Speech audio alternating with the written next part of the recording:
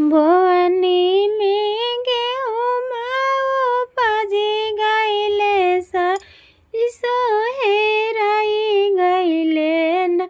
मोरा मांगा के टिकावा हेराई गइले न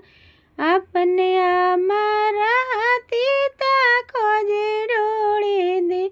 तीसैया के यमन बोलिया बोलली जजकी के सैया के यमन बोअनी में गेहूँ उपजी गइले सरिसो हेराई गइले न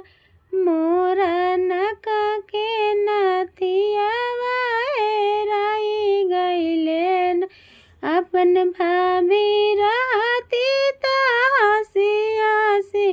खोजती सैया के भाभी न बिरही बोलिया जे बोलली सैया के भाभी न बोअनी में गेहूँ उपजी गइले रैया हेराई गइले न मोरा कना के जो मुकावा हेराई गइले न अपन दीदी रहती त हंसी हंसी खोजती सैया के दीदी न झोटवा